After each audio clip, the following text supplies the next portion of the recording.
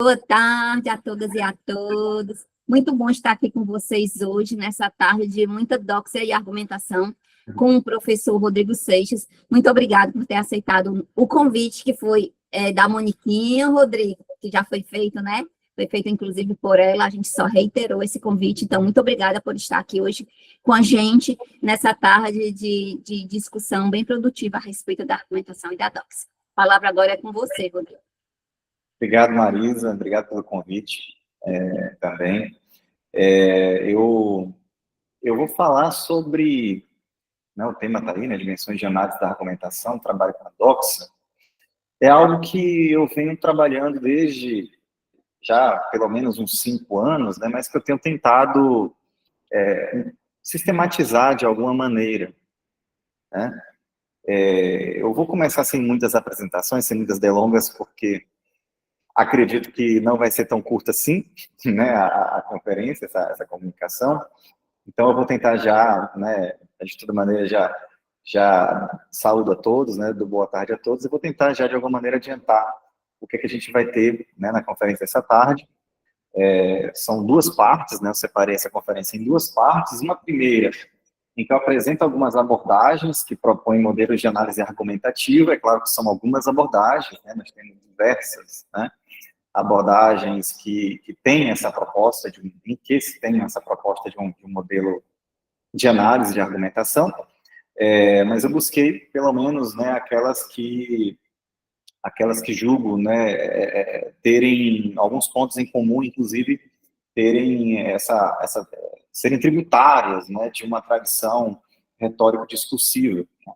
Então, no primeiro momento, eu falo um pouco sobre isso. No segundo momento, eu vou falar sobre essa proposta específica com a qual eu venho trabalhando, né, de pensar as dimensões de análise da argumentação por meio de uma abordagem lógico-discursiva da argumentação. Foi tema de minha fala, inclusive, no último CDA, né, a proposta né, de pensar essa abordagem lógico-discursiva da argumentação, que é uma abordagem centrada na doxa, né, é uma abordagem que tem centralidade na influência retórica, obviamente, e vou tentar, ao fim, né, pensar um gesto de análise, né, de um corpus, inclusive, um corpus que eu não trabalho mais com ele, um corpus mais antigo, mas é um corpus que acredito que didaticamente nos serve bem para pensar essas dimensões de análise, né? E eu coloquei aqui uma menção aqui, a questão de que essa pesquisa é óbvio que ela é centrada nos estudos do conflito, da polêmica, para quem já conhece com o que eu trabalho. Não estou aqui dizendo que essas dimensões de análise da argumentação que eu vou mencionar nessa abordagem lógico-discursiva, elas deem conta, não que não possam, mas não estou assegurando que elas tendem à universalidade, mas que elas servem como um bom dispositivo, ao menos, né, como julgo, para estudar e analisar argumentações polêmicas e argumentações conflituais, né, de modo tanto mais amplo. Né. O meu trabalho, então, é nessa interface, né, existe na interface entre a retórica e a argumentação e a análise do discurso, claro, né, que a gente pensa, quando fala de retórica, argumentação e análise do discurso, né, dentro, sobretudo, da análise do discurso, na retomada, né, que acontece desde a década de 80, sobretudo, né, com alguns autores como Dominique Minguenot, Patrick Charodot, que vão falar, cada um ao seu modo, sobre o ethos, por exemplo, né, mas, sobretudo, com a retomada feita pela Ruth Amosi, né, sistematizando, né, essa releitura da nova retórica de Perelman e repensando a nova retórica de Perelman e outras, né, contribuições também da lógica da pragmática para pensar os problemas contemporâneos do discurso, né. Me situo nesse lugar, nesse entre-lugar, inclusive, né, entre esses autores, né, que retomam a retórica dentro da análise do discurso, e alguns outros que, por mais que não sejam estritamente analistas de discurso, né, mas estão, de algum modo, também nesse lugar. É o caso do Marc Angenot, com quem eu trabalho diretamente, inclusive com a teoria, né, eu trabalho diretamente. Ele até ele se nomeia, né, analista de discurso em diversos momentos, em outros momentos ele se diz, né, historiador das ideias, enfim, mas de fato, né, ele também é um desses autores principais que trazem novamente, né, que revitalizam, né, a força retórica, pensando na argumentação, né, nessa força argumentativa da retórica na contemporaneidade. Trouxe outros aqui, né, que fazem essa relação. Eu não vou não vou adentrar em todos os elementos, né, a gente podia aqui pincelar para tentar ser um pouco mais rápido nessa apresentação, não é, como eu disse, não é uma apresentação muito curta, mas posso voltar caso alguém tenha alguma dúvida, né, no momento da discussão, para pensar essas outras questões que eu coloco aqui, sobretudo com essa origem, né, esse panorama que eu havia pensado em fazer nesse momento. Eu vou logo pular, né, para pensar alguns modelos de análise da argumentação dentro, né, desse lugar de tradição que revitaliza, de alguma maneira, né, a retórica. Né? E quando a gente fala de modelo de análise de argumentação, é óbvio que a gente não tem como não lembrar, logo quando a gente fala de modelo argumentativo, né, do modelo que surge ali em 1958, contemporâneo, ao Tratado da Argumentação, do Haim Perelman e do PK, que é o modelo Turing, né?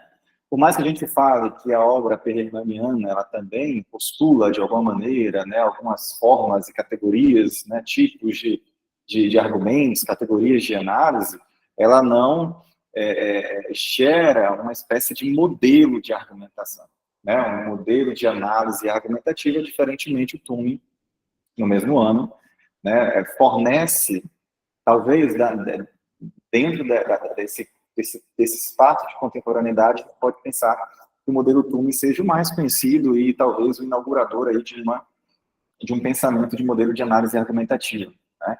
E acredito que a maioria aqui, ou quase todos, conhecem o modelo Turing, também não vou me demorar nessa questão, mas, né, ele pensa, né, voltado para pensar a argumentação jurídica, né, ele divide da seguinte maneira: ele entende que as premissas, os dados, né, eles possuem sempre garantias que autorizam a passagem dos dados para uma alegação, que seria a conclusão. Essa garantia, ou lei de passagem, como vai traduzir, inclusive, Christian Plantin, né, que é o francês, se dá também por conta de um apoio, né, que, dependente do contexto, do campo de argumentação em questão, e esses dados, né, eles passam por uma qualificação, um qualificador modal, né, que indica a força conferida à garantia, com a possibilidade de haver alguma ressalva, né, ao menos que o refutal, né, o refutador, que pode indicar circunstâncias nas quais se tem de deixar de lado a autoridade gerada das garantias, e aí se chega, né, a uma conclusão, né, a uma alegação. Isso está lá no Use of Argument, os usos do argumento, do Stephen Turing, mas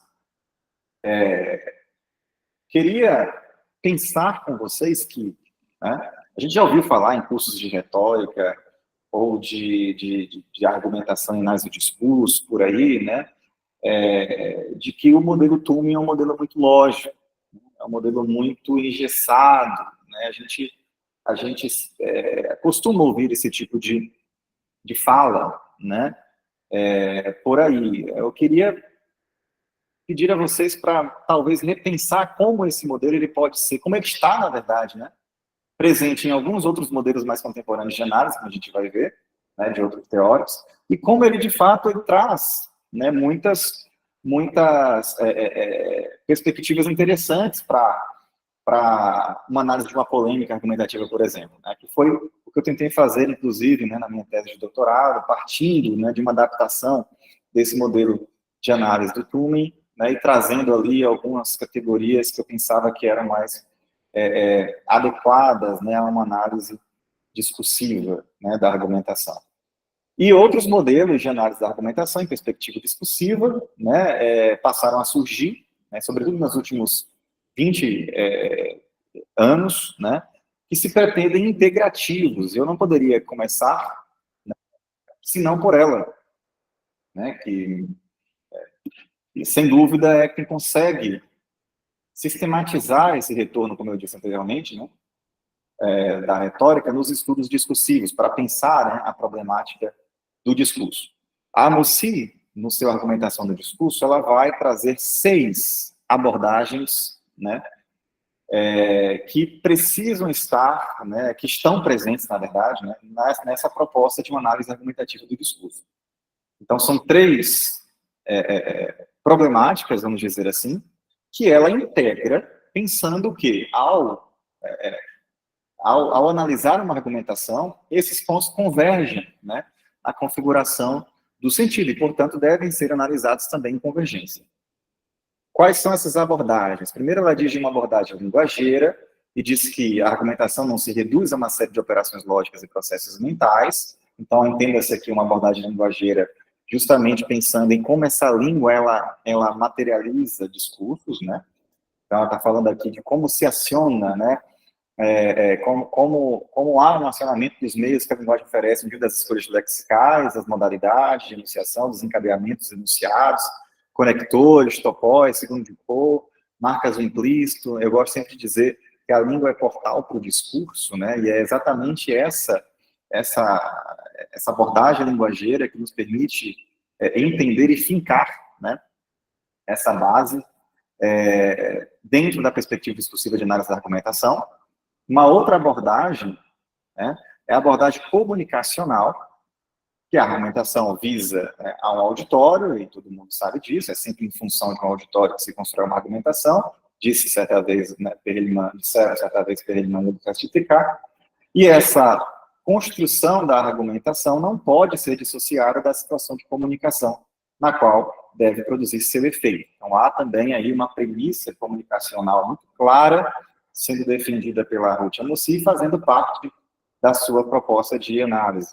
Também uma abordagem dialógica, língua aqui dialógica e clara, né, nos termos bakhtinianos, no sentido de que uma argumentação pretende agir sobre o auditório, devendo adaptar-se, portanto, a ele. É sempre uma troca entre parceiros, mesmo quando se trata de uma interação virtual, né, em que não há um diálogo efetivo, face a face, né?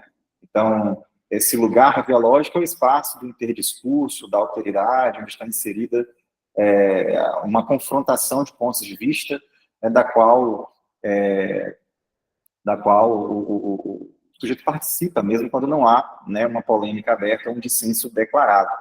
Uma quarta abordagem que a Mussi traz é uma abordagem genérica, né, leia-se genérica no sentido de gêneros do discurso, né, no sentido de que a argumentação sempre se escreve num tipo e num gênero de discurso, mesmo que ela subverta ou escolha se escrever de modo complexo a diversos gêneros já repertoriados, né? Aqui todas essas abordagens aqui estou citando, é claro, a Mussi.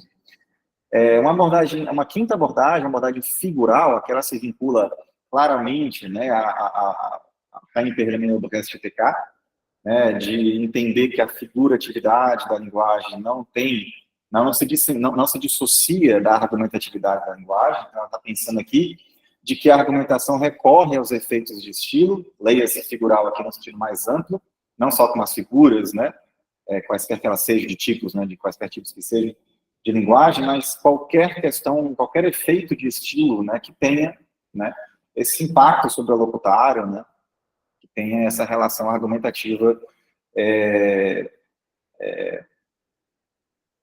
atrelada, né? E, por fim, ela defende uma abordagem textual, né, na medida em que a argumentação ela deve ser estudada no nível de sua construção textual a partir dos procedimentos de ligação que comandam o seu desenvolvimento. E aí fica aqui, inclusive, o meu elogio, né, ao trabalho que vocês fazem aqui no Protexto, né, e a Marisa, né, a Mônica e também, né, a Maiara, enfim, e todos os demais, né, autores e pesquisadores do Protexto têm acompanhado o trabalho de vocês, tenho, né, os livros, né, alguns livros, né, resultado das pesquisas de vocês, e vejo que há um trabalho muito sério e muito interessante, né, relacionando linguística textual e argumentação, partindo, inclusive, né, também da Mussi, né, em diálogo com o Patrick Charodot e o Alain Rabatel.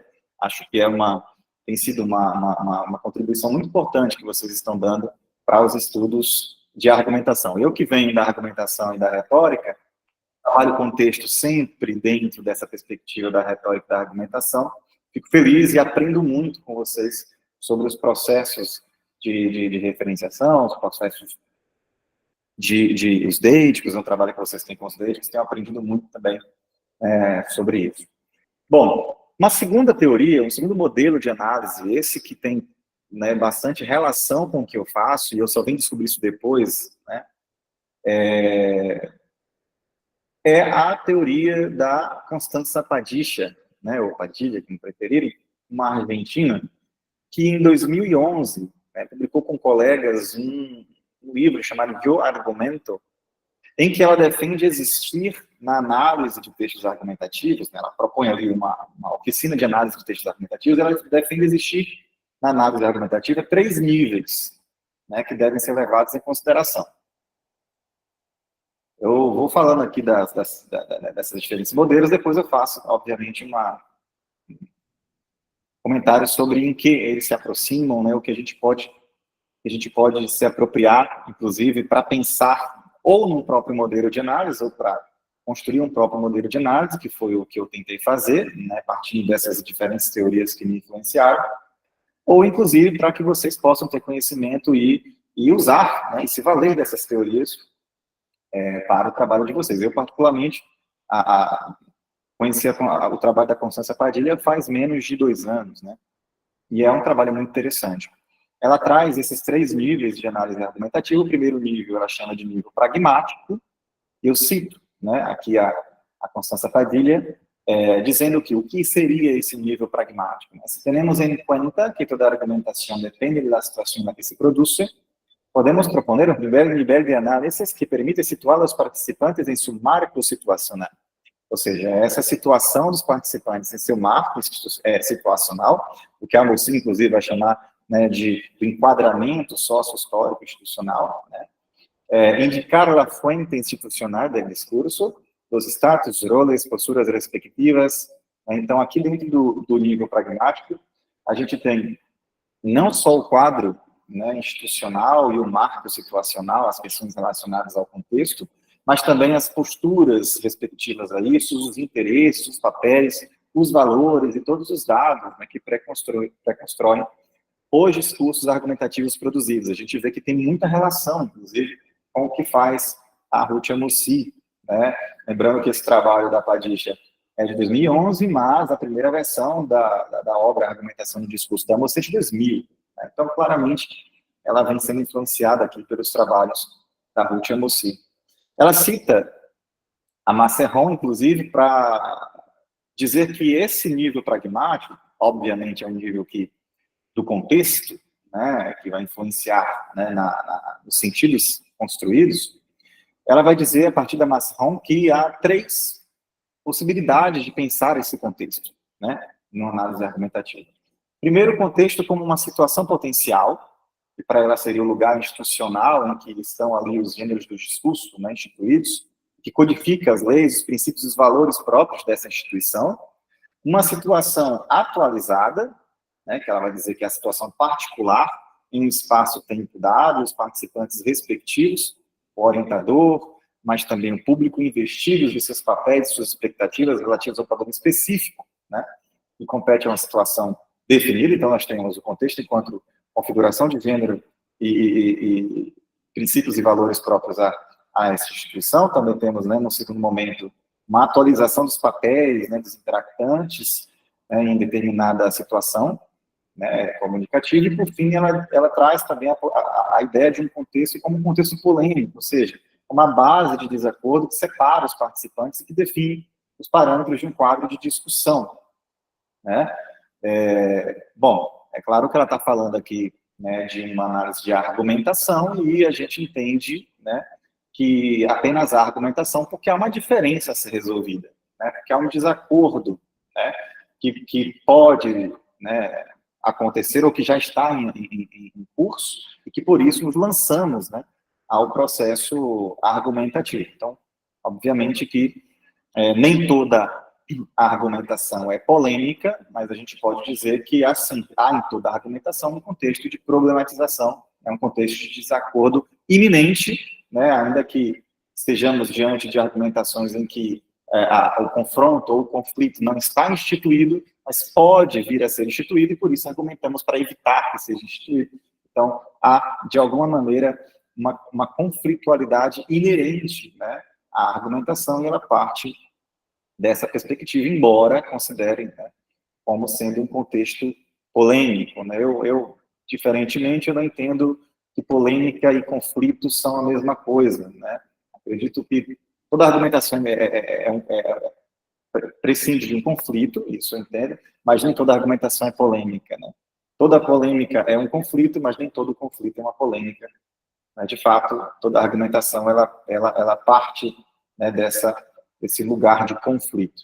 O segundo nível de análise é o nível global, né, que ela diz que é como se organizam os discursos argumentativos nesse nível, tendo em conta as intenções do enunciador, né, e aí ela pergunta, podemos identificar uma estrutura global típica em um tipo de argumentação? E ela fala sobre, nesse nível, ela vai beber, né, na nova retórica de Perelman e Albuquerque de TK, nos tipos de argumentos, de premissa, o tipo de inferência, que garante conclusão, os lugares, né, sobretudo na leitura que faz o Perelman sobre os lugares argumentativos, né, e por fim, o nível local.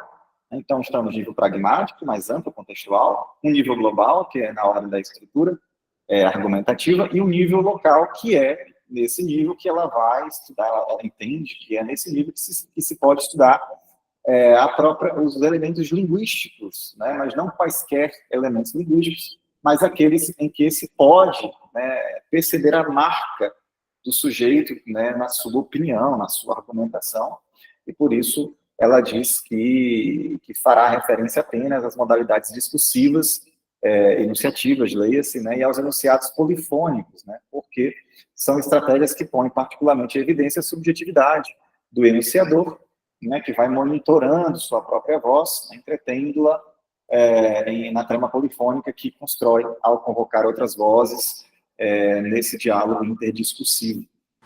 Rodrigo, então, aqui... Oi. A gente já pode te interromper? Claro, por favor. Rodrigo, eu fiquei pensando, quando você falou do conflito, né, do que você diz assim, que há sempre na argumentação um conflito. Esse conflito, a gente pode estabelecer, eu não sei se é assim que você concebe também, é a questão em plantão, porque plantão, a argumentação parte sempre de uma questão. É assim também, esse conflito seria, na verdade, uma questão, Rodrigo? Sim, uma questão conflitual. O que eu quis dizer é o seguinte, eu não entendo, é uma questão minha, tá? Eu não entendo que todo conflito é polêmico, né? Eu entendo que toda argumentação surge de um conflito.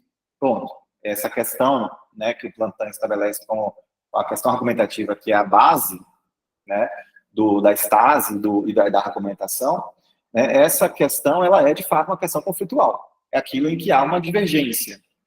Mas eu entendo polêmica como algo além de uma mera divergência, de um mero conflito de ideias.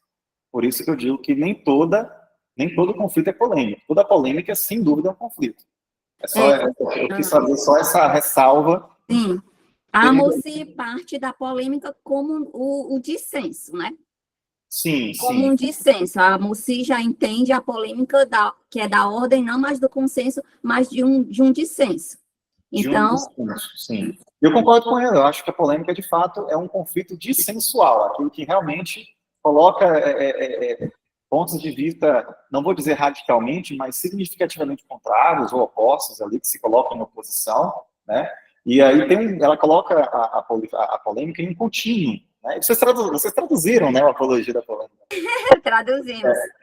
No contínuo, né, de polemicidade. Então, aí teria, sim, aquelas polêmicas mais brandas, em que há ainda um dissenso muito instituído, e até as polêmicas que vão, né, quase que tocar a violência propriamente dita, né?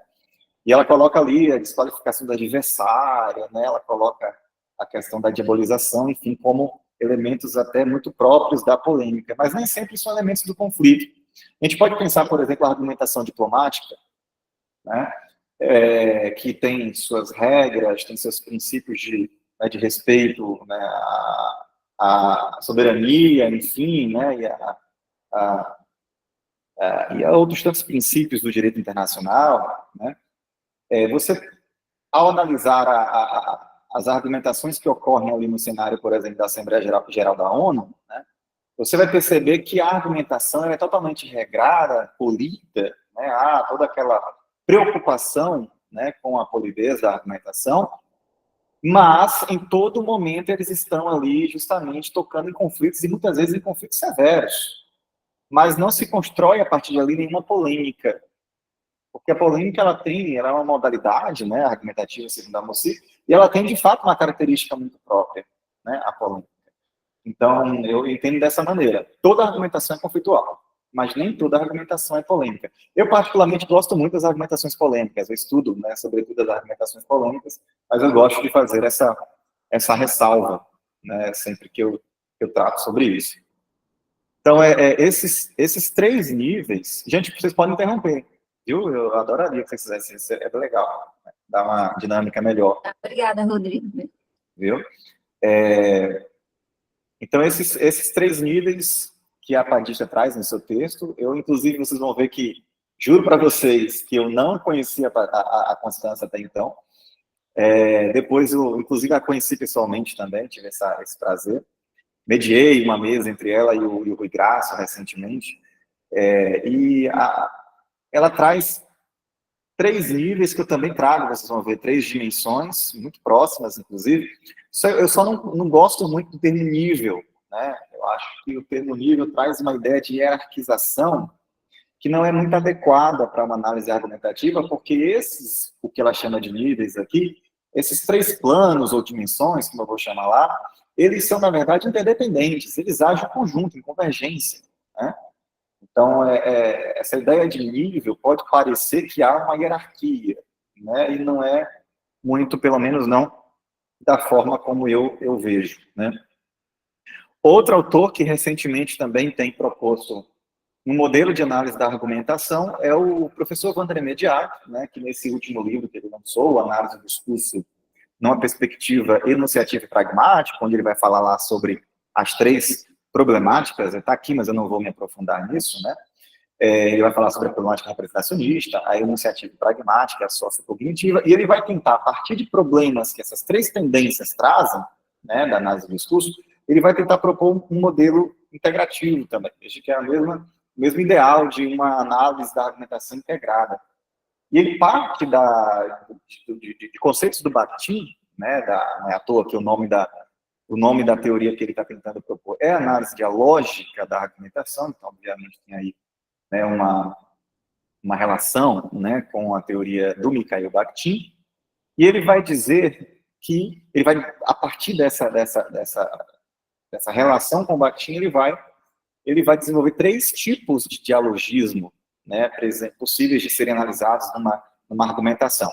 O primeiro dialogismo, que é o dialogismo interlocutivo, né, como a interação verbal acontece por meio da troca de turnos entre interlocutores. Claro, nem todo texto, né, vai permitir ele ver, né, identificar esse dialogismo interlocutivo, não como troca de turnos, mas é possível de ver uma interação virtual, como diz a Moci, né? Um dialogismo interno, que ele chama de enunciativo, referindo-se aos locutores e enunciadores intratextuais, como é que eles se organizam ali no próprio texto, e aos modos como eles se determinam uns em relação aos outros numa dinâmica interacional de pontos de vista. Aqui, claramente, ele se filia também, assim como vocês, no protexto, ele também bebe bastante aqui na teoria do Alan Rabatel, né, a teoria dos PDVs, dos pontos de vista, e ele, de fato, né, me parece, né, eu tenho ainda uma leitura não tão grande, né, da teoria do Alan Rabatel, mas me parece que ele vem, de fato, fornecendo, né, categorias bem interessantes para a gente pensar como funciona, enunciativamente falando, essas diferentes visões, ou diferentes pontos de vista, né, essas diferentes vozes, né, dentro de um discurso. E aí, é claro, que a gente traz para o nosso objeto, né, que é a argumentação. E o dialogismo externo, né, que é o interdiscursivo, com uma relação particular entre esse eu e outrem, né? Referindo-se a opiniões, crenças e formações discursivas conflitantes que circulam no interdiscurso. Então, seria o lugar do interdiscurso, né? O diálogo no sentido mais amplo, né? Que não só do diálogo de vozes, né, em texto, mas ali o diálogo justamente com o interdiscurso, com a memória discursiva. E nós temos, portanto, um dialogismo externo. E ele vai dizer que essa análise dialógica da argumentação, ela passa, né, por uma análise desses três tipos de dialogismo. É interessante, né, a proposta do Wander, e pode perceber que também perpassa pelos mesmos elementos que até agora, né, a gente apresentou da Ruth Amosi e da Constança Padicha. Temos também, de mesmo nome, né, o Lucas Nascimento, em 2018, né, até anterior a esse livro do Wander, ele também defende, né, só que de outra maneira, né, com outros pressupostos, mas também partindo do Bakhtin, né, que se diga, ele defende também uma análise dialógica da argumentação que é focado nas polêmicas públicas, né? Ele vai fazer uma relação entre a teoria do Mikhail Bakhtin, também com a filosofia do Max Scheler e a nova retórica, né, de Perelman e Obrest e Picard, e ele constrói, né, no seu modelo de análise, eu não sei se o modelo de análise seria o termo certo, porque ele não traz um modelo, mas ele traz um caminho de análise, um dispositivo, talvez, né, para pensar a análise, que vai olhar para esses três elementos, né, existentes em uma polêmica. Primeiro, o evento polêmico, né? Segundo, o ato polêmico, e terceiro, o microato polêmico, né? Antes de entender o que é cada coisa, né, resta mencionar que o Lucas ele traz um conceito interessante sobre polêmica. A gente está falando aqui sobre polêmica, ele traz esse conceito ele desenvolve na tese dele, né, de que polêmica é um desacordo profundo de valores em um determinado espaço, motivado pela antipatia em relação aos valores do outro, manifestando-se de forma argumentativa. Em outras palavras, a polêmica é um conflito profundo de valores entre dois ou mais sujeitos em relação a uma questão importante para uma determinada comunidade.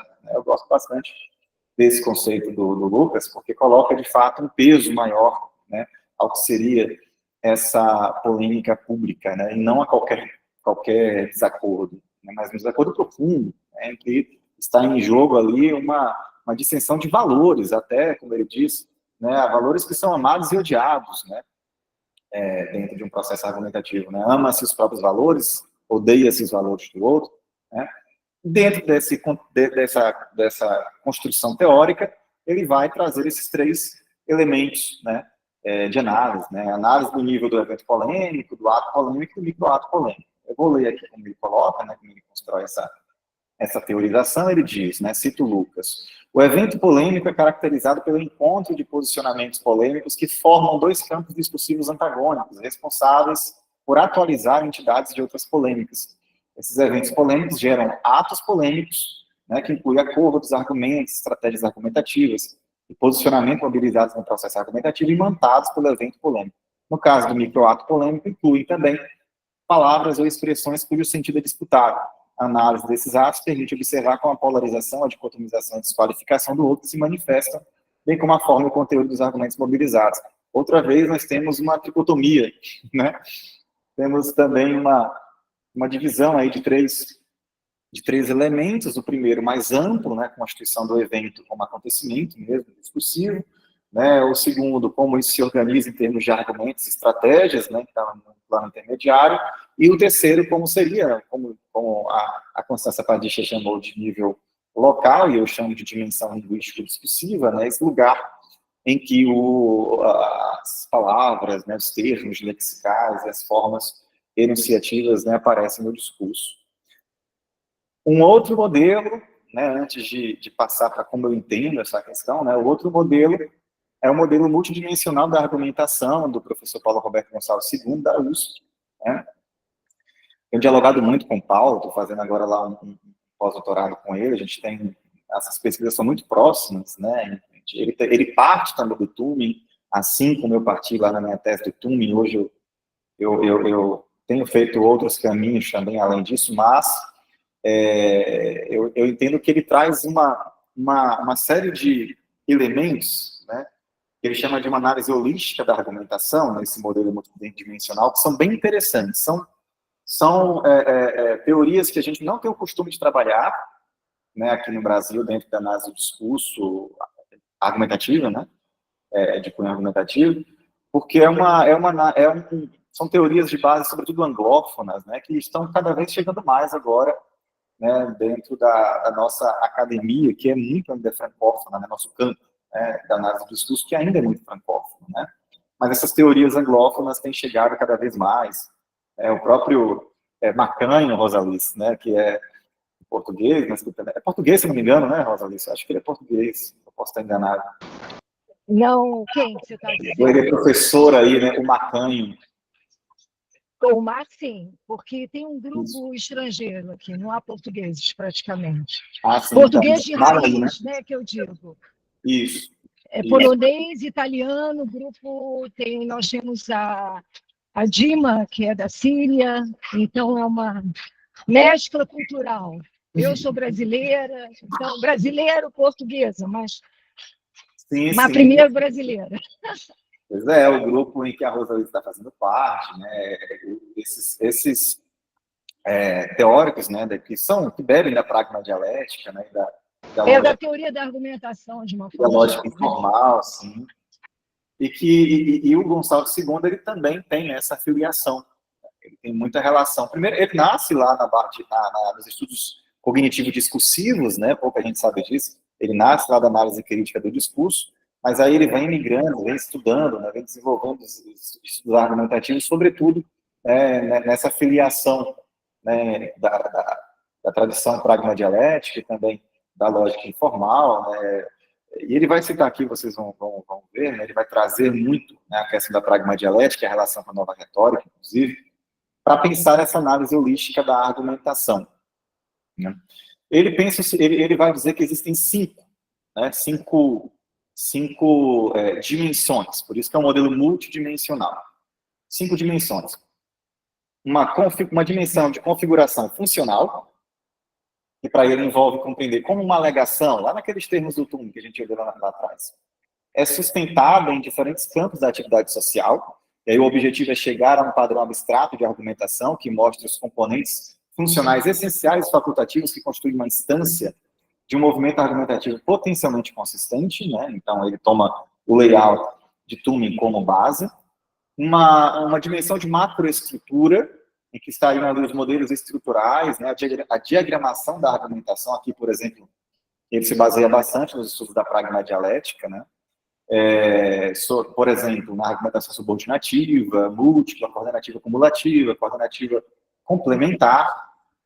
Uma terceira dimensão, que é a esquematização, que ele vai ler a esquematização não nos termos, tá, do Grisa, mas ele vai ler como essa organização inferencial dos argumentos em forma de esquemas, como raciocínios sintomáticos, causais e analógicos. Então, aqui tem muito mais a ver, né, com o que os autores da pragma dialética fazem, com o próprio Perelman também, né, que já fez isso de alguma maneira, já trouxe ali alguns tipos de esquemas argumentativos, desde o estudo do Tratado da Argumentação. Uma quarta dimensão, né, que ele chama de dimensão de ancoragem socioafetiva, que diz respeito ao papel da construção da autoridade, da credibilidade, da atração do orador. Aqui, claro, né, nós estamos falando, ele está pensando aqui a retórica, né, o ethos retórico, né, a captácio-benevolência, inclusive, aqui, essa força de autoridade, credibilidade e também de benevolência que tem, né, o discurso, né, do orador, bem como o papel dos valores, das crenças, das emoções do auditório, né, do patos. Então, aqui, e das crenças, de alguma maneira, ele está trazendo aqui também a questão da doxa, né, que ele traz aqui, de alguma maneira, alguns conceitos muito caros, né, à retórica, né, que ele está chamando de uma dimensão de ancoragem socioafetiva. E uma quinta e última dimensão é a orientação argumentativa, que também, veja lá, né, esse lugar da imanência da língua, né, que para ele trata-se do papel das unidades lexicais, dos esquemas gramaticais na construção da configuração funcional supramencionada. Porque, veja, nisso eu concordo totalmente com o Paulo, de fato, essas unidades lexicais, né, e essa gramática, né, discursiva e argumentativa, ela obviamente ela está interrelacionada com todos os outros planos, né, ou dimensões, como ele fala, da análise. E aí eu chego na minha proposta, que vocês vão ver que tem total a ver, né, com tudo isso que a gente viu. Eu defendi pela primeira vez lá em 2019 essa proposta e venho repensando desde então, né? Inclusive eu usei níveis também lá no primeiro momento, depois eu repensei esse termo nível por não concordar justamente com essa ideia de uma hierarquização, né? E aí eu trago, pautado na doxa, eu vou falar bem rapidamente daqui a pouco sobre isso, né, o que é que eu estou entendendo como doxa, porque as outras conferências que eu venho fazendo sobre esse tema eu tenho focado bastante, né, na questão do conceito de doxa. Hoje eu pensei em falar mais sobre essas dimensões de análise, tá? Então não vou me demorar muito sobre essa questão da doxa, né? Tem eu acho que está gravado, né, numa fala minha na Abralin, que foi a convite da Mônica, inclusive, e que eu falo sobre as lógicas da doxa. Aí lá eu falo um pouco mais sobre tanto como é que se entende lógica nessa perspectiva, como é que eu estou entendendo doxa, e como é que se entende doxa, na verdade, no breve panorama histórico conceitual que eu fiz naquela conferência. Eu acho que está disponível lá no site da Abralin, se eu não me engano, para quem tiver curiosidade e interesse. Bom, e esses são os planos que eu trago nesse modelo de análise, que também são 3 dimensões, veja, né? Uma dimensão que parte da imanência também da língua, da superficialidade da língua, até essa aproximação sempre com o que há de mais externo, né? Eu não estou aqui fazendo dicotomia de linguístico e extralinguístico, porque eu acho que realmente eles estão imiscuídos, né? Mas, de fato, didaticamente, é importante a gente pensar que tem nessa relação de que o plano imediato é da superfície linguística e o plano mais amplo cada vez mais se aproxima, né, de uma constituição do pragmático, do contexto, enfim.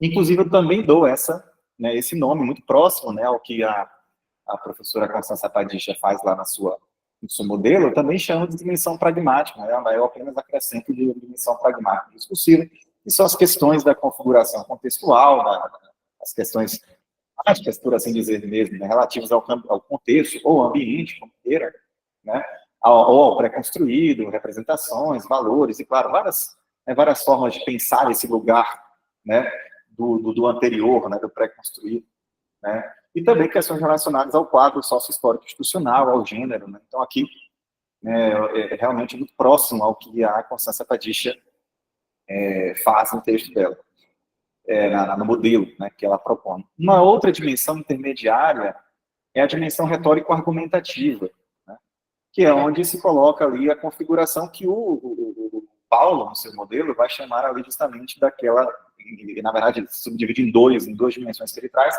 que é a dimensão da configuração, né, tanto da esquematização como da diagramação dos argumentos, né. Então, de alguma maneira, essa arquitetura retórica, né, e argumentativa é onde a gente vai encontrar como se organiza o entimema, como os encadeamentos argumentativos acontecem, esquematizar esses argumentos, né, que é algo que eu gosto muito de fazer. O Paulo também faz muito seus trabalhos, né, esses esquemas argumentativos, e relativos à configuração das provas retóricas pertinentes à interação argumentativa, né? Então, esses esquemas argumentativos, como é que eles incidem na construção de um ethos, na construção do pathos, né? Então, eu trabalho, de alguma maneira, dentro dessa mesma dimensão, questões, por exemplo, que o Paulo desenrola em 3, né, outras dimensões, né? E, por fim, a dimensão linguístico-discursiva, né, que seria o nível local da Constança Padilha, né, as questões textuais e linguageiras da Anossi, né, o dialogismo interno do Wander, imediato, e a questão do microato polêmico do Lucas, né,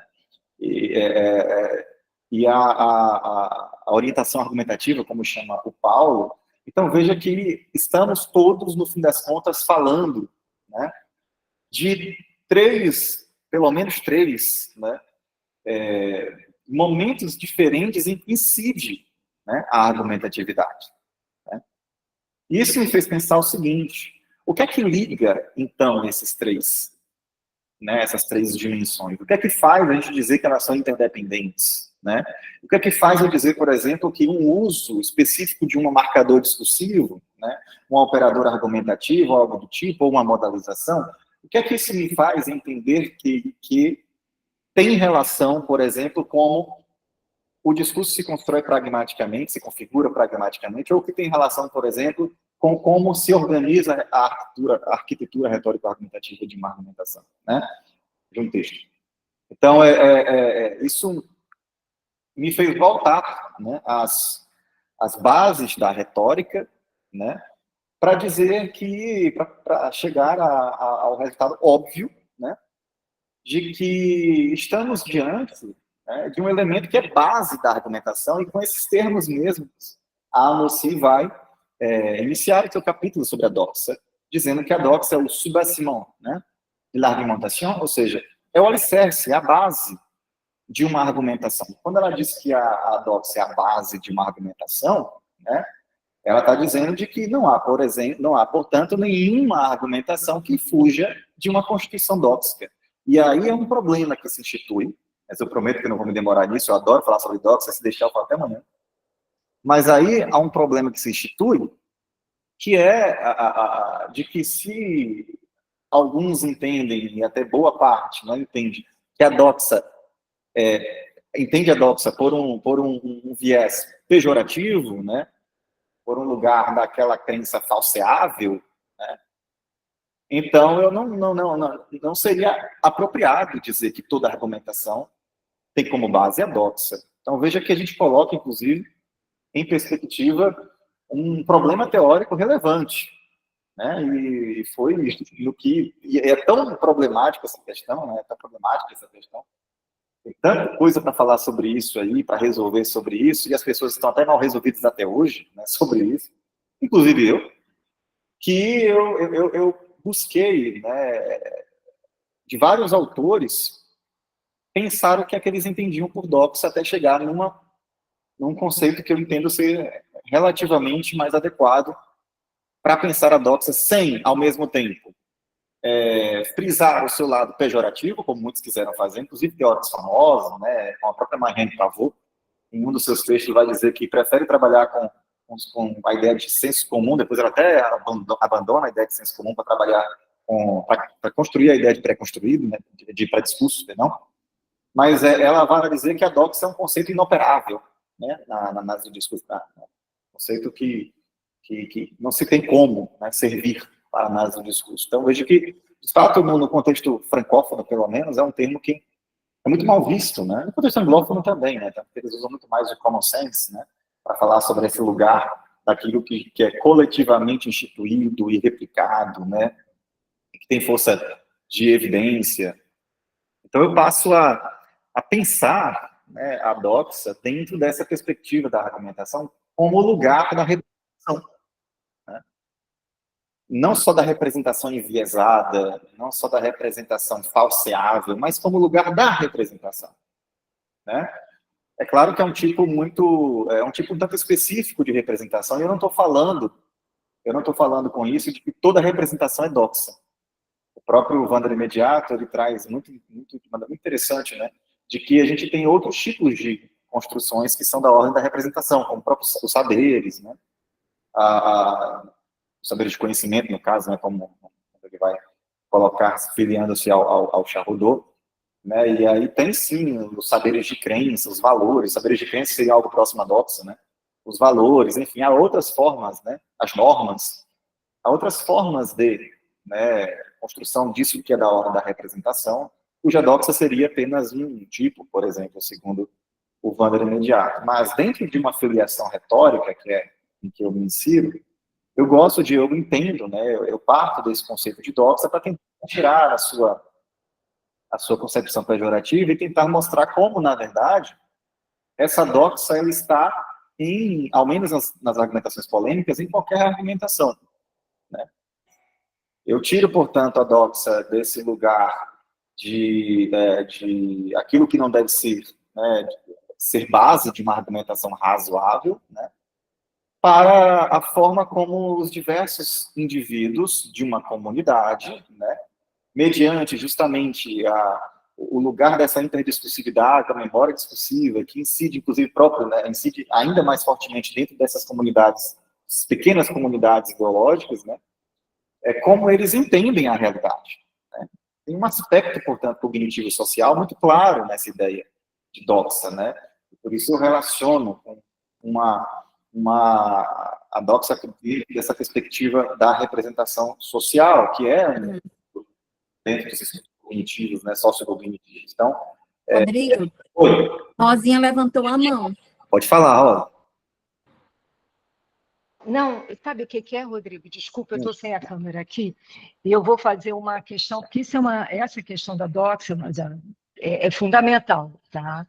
E eu queria tentar que você fizesse um percurso assim muito sumário, porque quando a gente trabalha desde Aristóteles, com a noção de tópicos, né? E nós vamos aí dentro, mais recentes, os estudos mais recentes, você tem a lei de passagem, não é? Você tem também a questão do topos, e dos estudos do Crotianos, tá? De Coe, ele trabalha com isso numa acepção ainda de enunciado, não de texto, mas de enunciado. Quer dizer, essa noção que não é doxa, na verdade, denominado como tal, mas é topos, lugar de passagem, né? Lei de passagem, dentro dos raciocínios entimêmicos, né? Que você trabalha com entimema, você trabalha com uma lei de passagem e você também trabalha com a doxa. A minha questão é essa: como é que você, que pensou e refletiu sobre essa questão, consegue estabelecer um diálogo, uma interconexão entre esses ecos, percebe? Bom, o caminho que eu encontrei, eu não estou dizendo que seja o mais adequado, foi o que se adequou à minha problemática, né?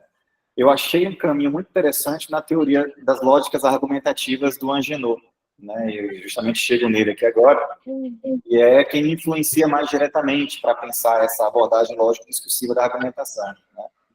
Porque, e a lógica argumentativa do Agenor, a gente chega mais especificamente sobre o que ele entende por ela, né?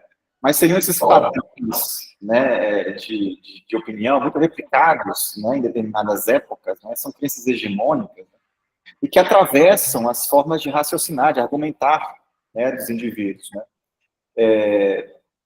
E quando a gente pensa essas lógicas argumentativas, né, que são lógicas da doxa, né, no fim das contas, né, elas vão se instituir de diferentes maneiras. Elas se instituem por meio de alguns topos que são clássicos, né, e são mais utilizados em determinados tipos de lógicas argumentativas, né. Elas vão, ou em outros momentos, a gente vai ter, por exemplo, eu vou dar um exemplo bem breve, né. Ele vai trabalhar com a questão da lógica do ressentimento, né, uma das lógicas que ele estuda no livro, né, tem até um livro específico sobre isso, né, Ideologias do Ressentimento. No Diálogo de Surdos ele traz também essa lógica. Ele vai falar lá que essa lógica ela atravessa de argumentações durante os séculos, inclusive, né, diferentes momentos da história, que se repetem no que ele chama de arsenal argumentativo, né, essa volta do mesmo, as mesmas formas de argumentar, as mesmas lógicas argumentativas, e quando você vai ver, marcam, se materializam por meio de lançamento de alguns topos em comum, né? Ou de alguns topólogos comuns, de algumas leis de passagem, ou seja, de algumas tópicas ali, muito, muito relacionadas. E, no fim das contas, a gente está falando sobre esse lugar da inferência, de uma inferência acontece, né? Para que você possa concordar quando a gente chega na conclusão sobre determinado objeto, né, de discussão, ou não, né? Esse lugar que você disse que foi traduzido como lei de passagem, né, da garantia, né, do Turing, topos, os lugares argumentativos, de fato, eles não são necessariamente sinônimos, cada um tem a sua particularidade, mas todos, na minha leitura, estão nessa cobertura que é a doxa. Né? Os lugares argumentativos são lugares da doxa, de como funciona a doxa. Inclusive aqueles lugares mais de necessidade, de qualidade, né? São dóxicos até no seu alto nível, ou seja, algo que é replicado por quase toda a sociedade. Perfeito. Né, que são, como diz, né, para puxar aqui, até uma tradição meio que aristotélica, né, de dizer que são meio que como caixas de ferramentas, né, que você pega ali e constrói em cima daquilo a sua invenção, né, desenvolve a sua argumentação a partir daqueles lugares. Mas aí, isso no modo assim, bem ampliado, mas a gente pode também falar, e aí é uma leitura que eu faço, que existem as doxas que o Agenor chama de doxa concierge, né? Existem aquelas doxas que são perspectivadas, A gente fala muito de doxa pensando que é toda a sociedade. Ah, isso é doxa. Mas existem... dizer que o trabalho dignifica o homem é uma doxa. Porque toda a sociedade, não só brasileira, como até, né, mundial, meio que entende dessa maneira. Mas eu também penso que a doxa ela até pode ser entendida de modo perspectivo. Ou seja, a doxa é de um grupo.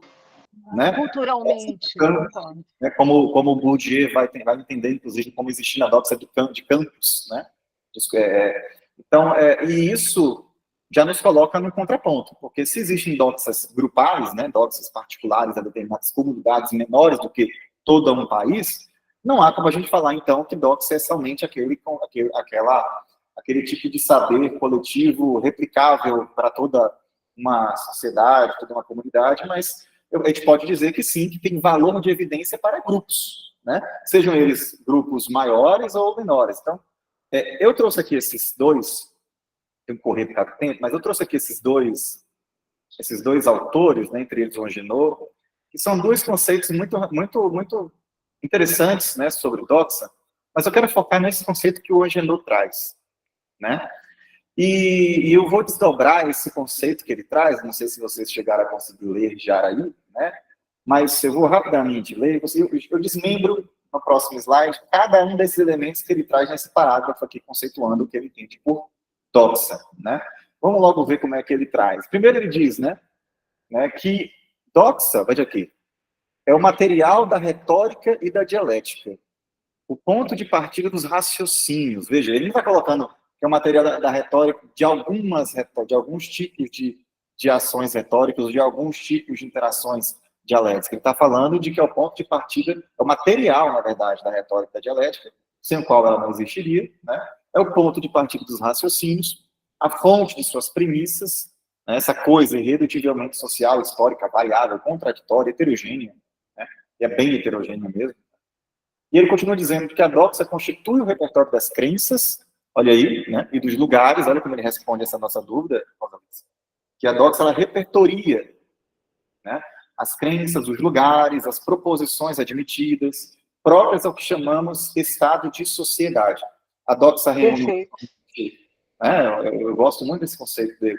A doxa reúne não somente as premissas que dizem respeito às coisas do mundo, ela é também o próprio fato pelo qual certas coisas se nomeiam e se classificam, que certas questões se fazem, né, se reconhecem como objetos de debate, existem em discurso para um estado de sociedade. Alguns tipos de discussão que fazemos em determinado campo, por exemplo, pode soar absurdos para outro campo. Isso é doxa também, né? Então ele traz, eu gosto muito desse conceito dele, inclusive eu leio, né, o que ele chama lá de estado de sociedade, como esse mercado das ideias e crenças, né, hegemônicas em um determinado momento da história, né, recorte sincrônico e possivelmente também diacrônico, por que não?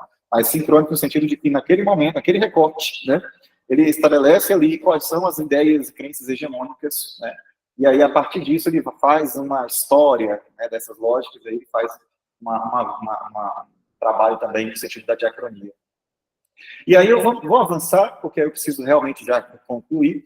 Eu iria falar sobre questões de regime de racionalidade, que são avanços da minha abordagem, né, que eu tenho dialogado com a Cohen, né, e também com a Amossi, nessa nova fase também do que a Amossi tem feito, pensando muito nesses regimes, né, de racionalidade, porque isso atravessa toda a minha pesquisa, né, por isso que chama de abordagem lógico-discursiva da argumentação, porque eu defendo de que há uma logicidade, e leia lógica não no sentido da lógica formal, tá, mas de um padrão observável, né, que acompanha essas diferentes dimensões da argumentação, e eu defendi lá na tese de que isso se dá por meio dessa lógica argumentativa, lendo, né, o Angenot, e hoje eu já avanço um pouco mais, entendendo que o conceito de lógicas argumentativas pode ser um tanto limitante, né, e pode confundir um pouco. Então eu encontrei, né, nessa proposta que a Cohen traz sobre regimes de racionalidade um lugar, um conceito mais tranquilo e mais claro para trabalhar, ou seja, a ideia de que existem regimes de racionalidade que vão regimentar a argumentação, né, no que eu chamei de regimes argumentativos, né. Isso saiu, inclusive, recentemente, né, numa publicação, já agora, esse ano, né, está saindo ainda, está no prelo, num livro lá da UFPI, né, em que eu falo sobre esses regimes de argumentação da doxa, né? E, bom, vamos avançar para pensar, então, como é que a análise ela vai ocorrer, né? Então, tem essas premissas que eu acabei de dizer, os regimes de racionalidade organizam, né, regimes argumentativos, e que essas lógicas argumentativas que vão atravessar, né, orientar esse regime argumentativo, elas impactam os diferentes planos da argumentação. Então, essa é a premissa de base dessa análise, né, que eu faço das 3 dimensões. E aí eu trabalhei, lá em 2019, quando eu defendi, obviamente comecei a trabalhar com isso desde 2016, né, mas defendi esse trabalho em 2019, focado, eu não trabalho mais com esse corpus, tá?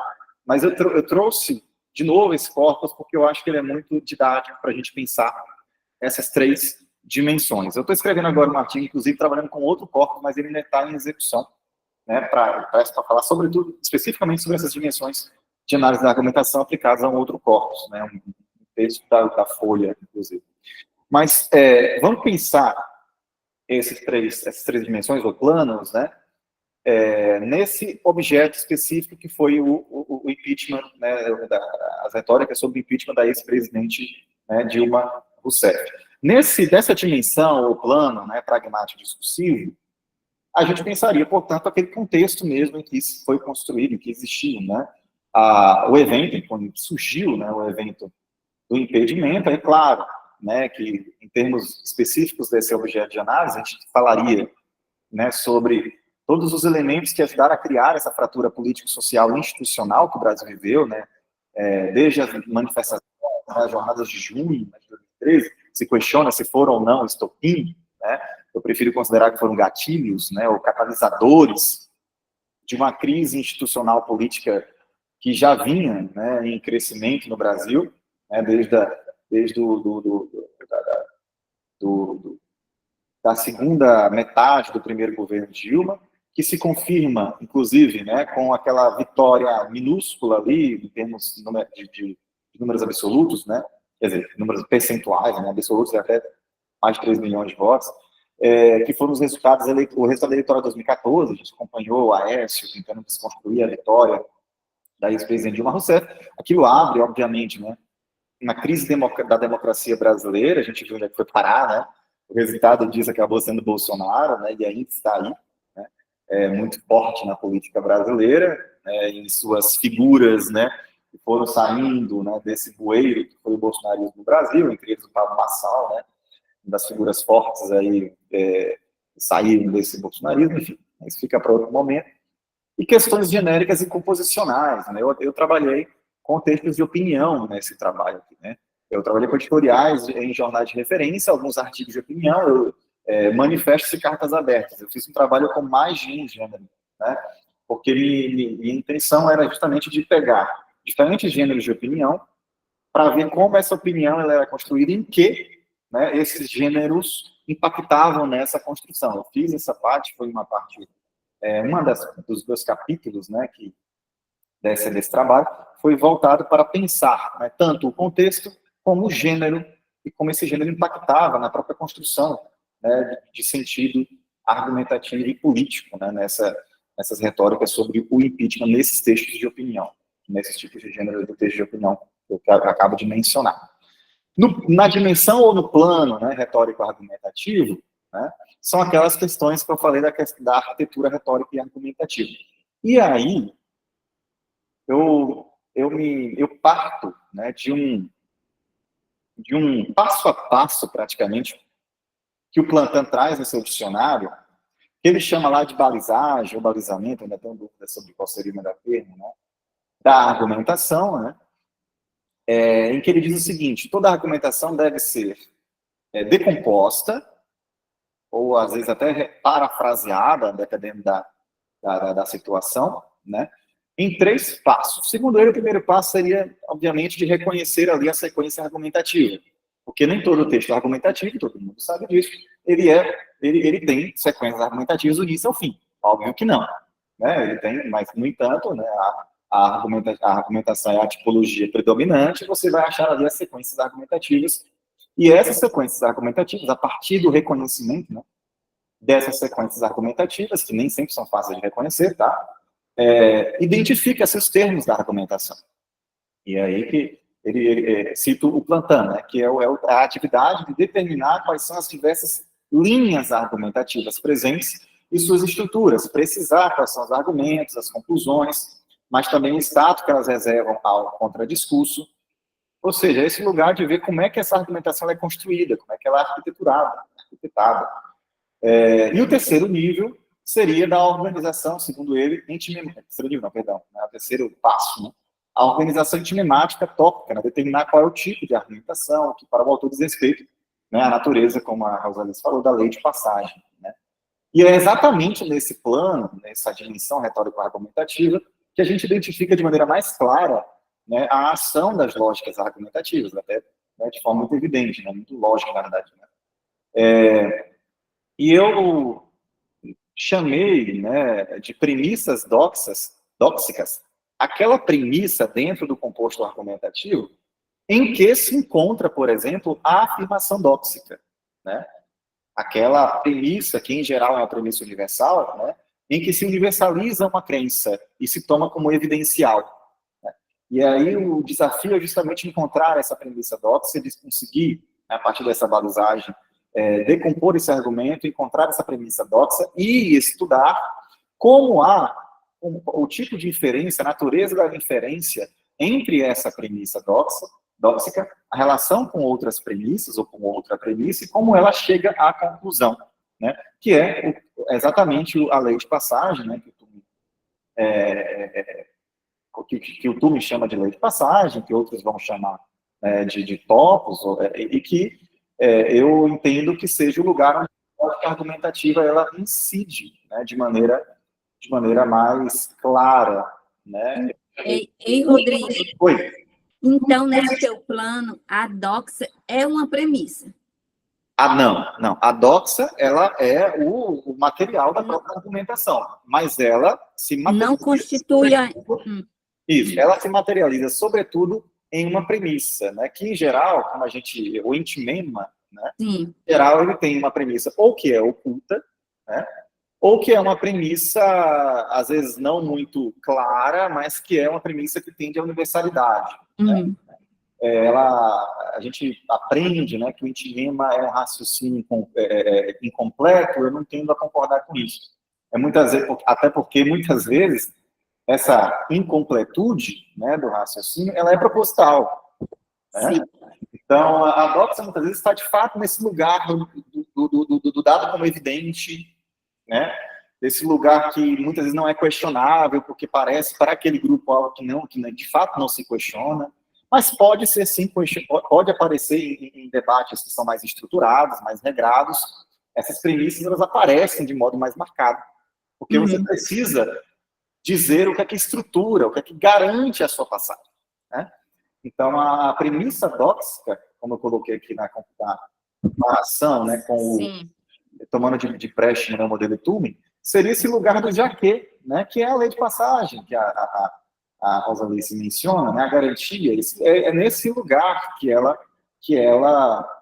incide. A diferença, né, uma vez o Paulo me perguntou a mesma coisa, né, Rodrigo, então a lógica argumentativa seria a lei de passagem? Não, a lógica argumentativa é o processo que permite que essa lei de passagem, que está lá na premissa dóxica, né, chegue à conclusão.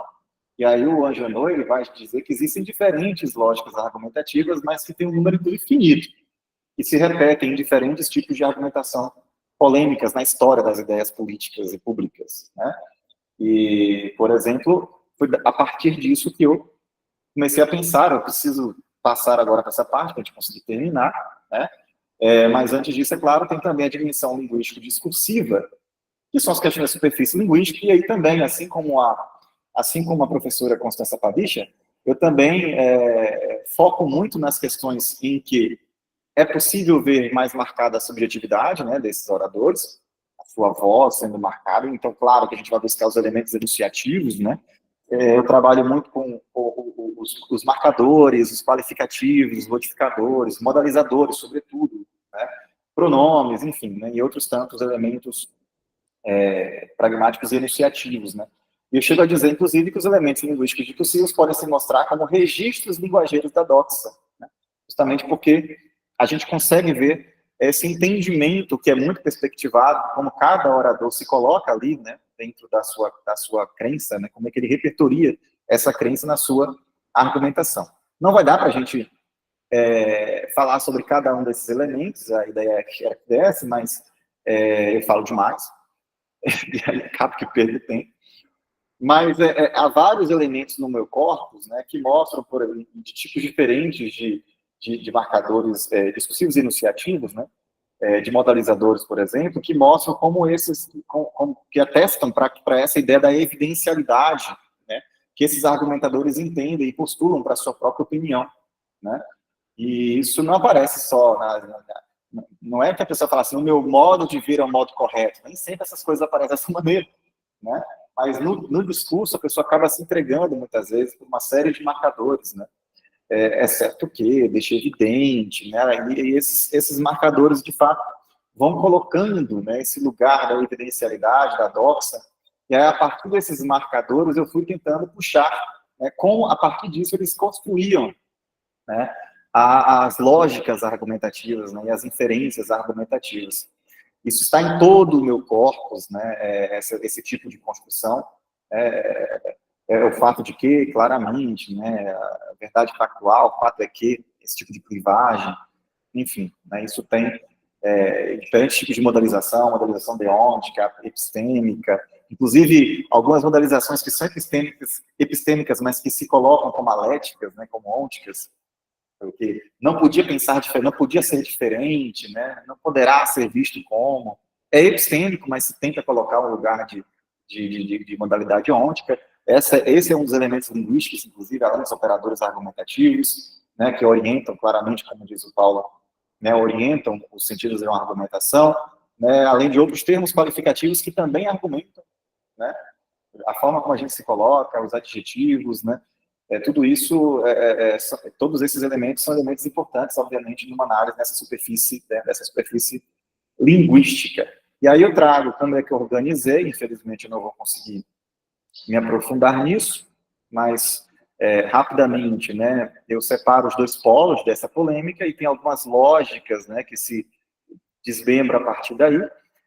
Entre elas, a que eu trouxe para hoje, né, foi a lógica tecnicista do lado dos defensores do impeachment, né, como legítimo, né, e do outro lado, uma lógica conspiracionista, né, que se colocaram muito em confronto, né, enquanto os defensores da ideia do impeachment defendiam que era que não podia ser diferente, que era uma norma constitucional, era uma lei constitucional, e que o rito aconteceu de maneira adequada, então a questão da tecnicidade jurídica foi observada, enquanto esse era o argumento principal, né, dos defensores do impeachment.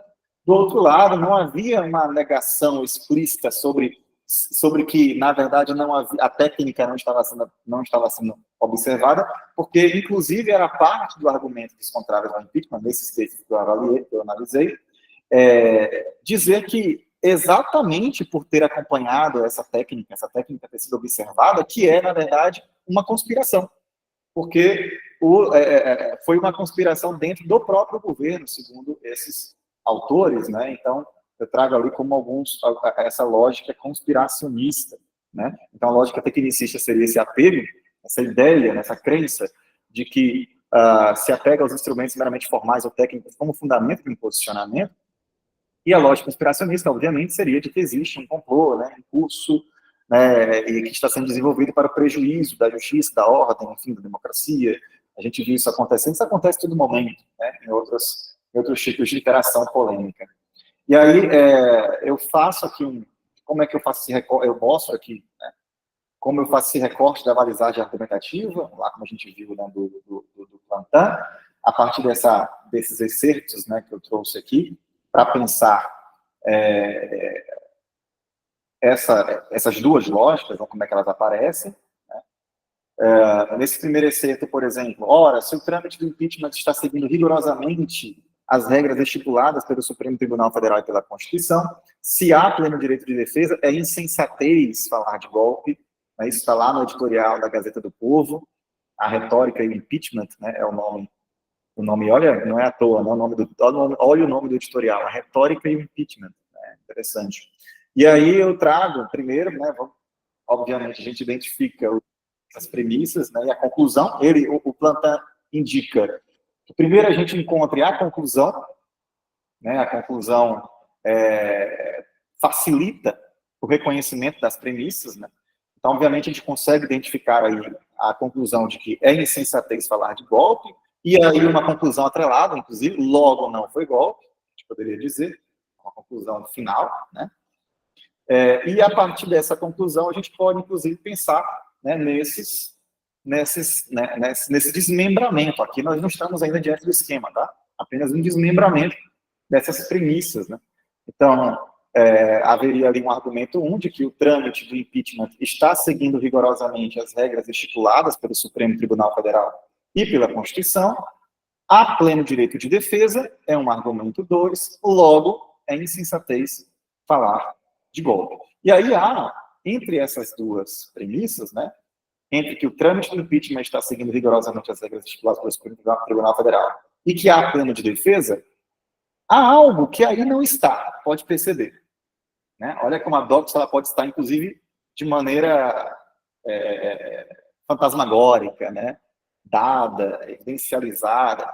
Olha como não há explicitamente aí uma premissa que afirma, levando em consideração que eu entendo que os aspectos técnicos são suficientes para entender um processo jurídico como legítimo. Não há, né? Porque isso está dado como evidencial por esse determinado grupo. É isso que eu chamo de uma lógica argumentativa. Né?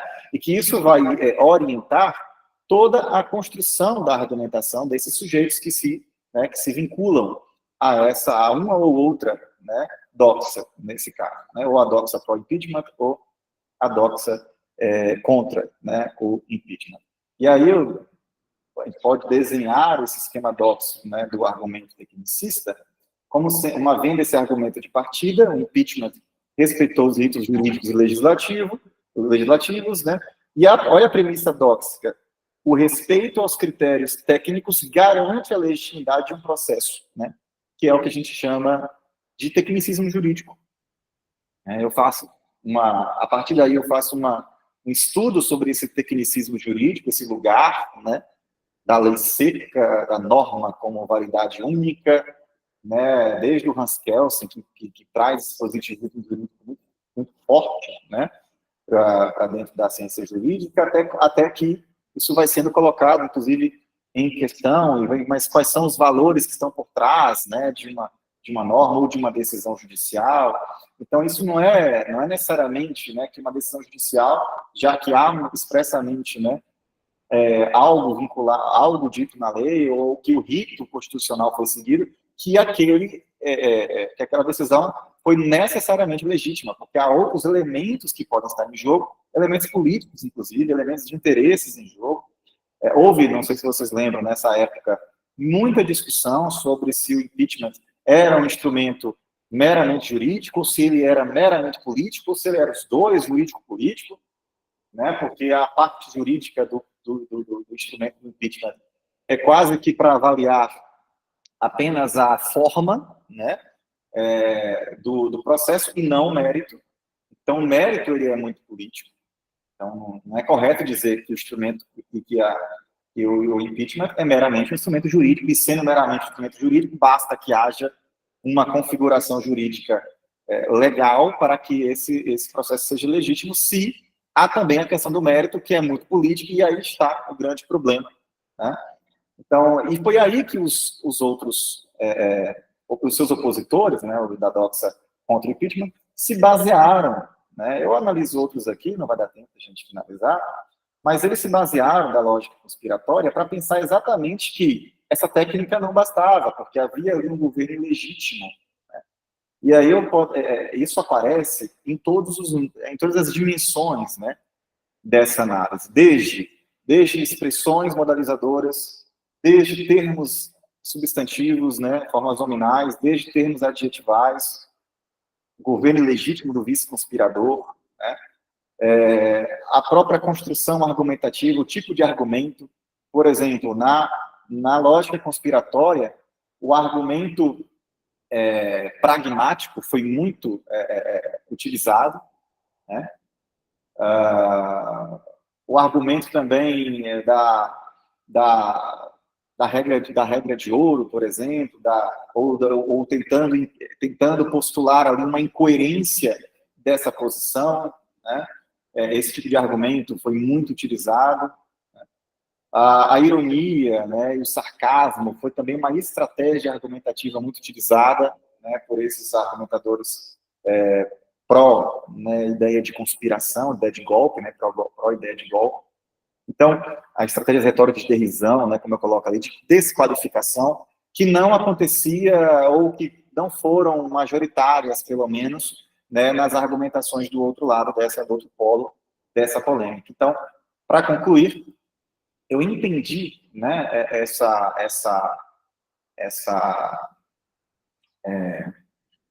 esse processo, essa lógica argumentativa, como incidindo, né, a partir de cada um daquelas dimensões da análise, porque partem de uma doxa. Né? A doxa repertoria, né, esses usos linguageiros, a doxa repertoria, a forma como nós vamos entender a realidade e, obviamente, como vamos organizar comunicativamente o nosso raciocínio. Né? A doxa repertoria, inclusive, como nós nos ligamos ao contexto, né? Pelas nossas preferências ideológicas, políticas, né? Pelas nossas experiências. Então, é por isso que entendo que a doxa, de fato, é o fundamento de uma argumentação e ela está ali, né, repertoriando todos os usos linguageiros, né, nessas diferentes dimensões. Eu concluo dizendo, né, cheguei a essas 6 afirmações de conclusão.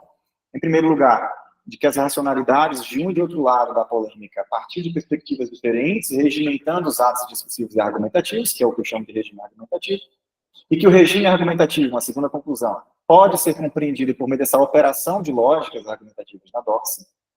Uma terceira conclusão, de que é no nível da premissa doxa, onde fica lá a lei de passagem, né? E tais lógicas argumentativas podem ser identificadas após processo de esquematização, decomposição e paráfrase argumentativa, mas elas impactam também os elementos dos demais planos, como eu acabei de dizer. Em quarta conclusão, as escolhas lexicais, termos gramaticais, defeitos linguísticos enunciativos, retóricos, sustentam o sentido em uma convergência com os sentidos instaurados pela lógica argumentativa. Uma quinta conclusão, de que a doxa é, por assim dizer, o registro linguageiro, né, leia-se discursivo, das crenças argumentadas e que, por seu caráter inerentemente cognitivo, permite, ao ser analisada, a compreensão dos regimes de racionalidade envolvidos no processo argumentativo. Né? Isso nos leva a um passo de compreender como os sujeitos pensam a realidade, mas não sendo plenamente possível, e não é o nosso, não é o nosso papel enquanto linguista, né? Ao menos permite compreender como argumentamos e, consequentemente, como comunicamos, né, nossas boas razões e, por fim, né, mas não menos importante, nos faz pensar também esse papel do analista, né, de discursos argumentativos, que me parece ser o papel de um hermeneuta, né, compreensivo, no sentido que dá esse conceito Max Weber, ou seja, um ato compreensivo e empático de investigação das bases sustentadoras de um raciocínio sem um a priori negativo. E não é que a gente não possa ser crítico, né, como eu fui, inclusive, na minha análise sobre as retóricas do impeachment. Mas antes de ser crítico, inclusive, é necessário tomar esse lugar, né, compreensivo, empático, para pensar como os diferentes opinadores ou argumentadores, né, dentro de uma polêmica, como eles constroem e partem, de que tipos de racionalidade partem, de que tipos de crenças partem, para defender o que defendem, e como organizam a partir daí, e aí nós entramos como linguistas e analistas de discurso, como constroem a partir daí o seu próprio discurso argumentativo. Essas são as referências. Eu deixo o tempinho aí para vocês printarem, né, porque tem uma segunda folha de referência, e vamos lá para a segunda. Muito obrigado, desculpa pelo tempo, tinha mais coisas, vocês viram que fui pulando um monte de coisa, e era um desafio completar essa apresentação, mas, enfim, espero que tenha contribuído. Obrigada, Rodrigo, foi muito bom, viu? Muito boa a sua apresentação. Excelente, nós temos aqui algumas, dá tempo, Rodrigo, de você responder? Então, tem aqui o Ananias. Ananias, tu quer falar ou quer que eu leia? O Ananias diz assim, cadê ele? Ele diz assim, em que dimensão estaria o texto nesse modelo ele está falando do Paulo. Quando você mostrou o modelo, né, do Paulo, ele está perguntando onde ficaria o texto nesse esquema, né, que o Paulo formulou. Eu entendo que o Paulo, eu acho que há toda uma intersecção, né, dentro de todas essas dimensões que o Paulo propõe. Ele, particularmente, não vai falar como a Amosi traz, né, a abordagem, ela é explícita, né, de uma abordagem textual, né, ali entre as abordagens da análise argumentativa do discurso. O Paulo, ao menos no que eu tenho de conhecimento, né, ele não vai trazer especificamente um componente chamado de textual, mas o textual está atravessando todas as dimensões, né, dessa análise multidimensional que ele propõe, né. O textual é o objeto, inclusive, né, meio que interseccionado dessas múltiplas dimensões. É claro que a gente pode dizer que a esquematização e aquela dimensão última da orientação argumentativa nos revela aspectos textuais mais evidentes. Eu poderia dizer que nessas duas dimensões há elementos textuais mais claramente ali, tipo, você vai encontrar nessas duas dimensões mais elementos textuais para analisar, né? E outras que são mais da ordem do discurso, as outras dimensões, né, são mais da ordem do discurso. Mas eu não costumo fazer, né, nem acredito que ele, né, a gente não faz essa dissensão entre texto e discurso, né, quando a gente fala de aspecto textual, em geral, assim como a Moci fez, a gente está pensando nessas relações mais da superficialidade, né, da língua, da organização do texto, né, os processos de continuidade, né, em geral, a gente trabalha com essa relação sempre clara entre texto e discurso, que o Paulo também não faz diferentemente. Sim, perfeito, Rodrigo. A Rosinha, a Áurea, elas tinham levantado a mão. Vocês querem falar? A Áurea levantou a mão. Já deixei meu comentário aí. Ai, deixou? No chat. Ai, ótimo. Deixa eu sair aqui da apresentação para eu ver vocês. Pronto, Áurea. Você quer que eu leia ou você mesma quer? Foi só para dar os parabéns para o Rodrigo, né, Áurea? Ajudou bastante a entendermos um pouco mais sobre a argumentação. Tá certo. A Rosinha quer falar? Sabe o que eu ia falar? Uma outra... Sabe, Rodrigo, você tem uma perspectiva distinta e eu acho que só enriquece, é muito interessante. Distinta não, porque, na verdade, todas essas perspectivas são complementares, na verdade, né? Mas eu vou perguntar uma coisa, se você tivesse que definir o que é argumentação para você, como é que você definiria? Bom, eu diria que é uma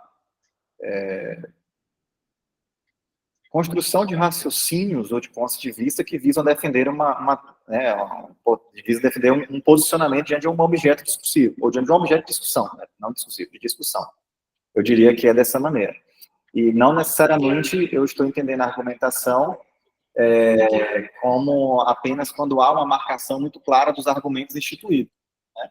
Assim como a Amosi, eu me vinculo muito, né? Eu acho que já deu para perceber, eu me vinculo muito com a perspectiva da Amosi. Muitas vezes há uma argumentatividade acontecendo, né?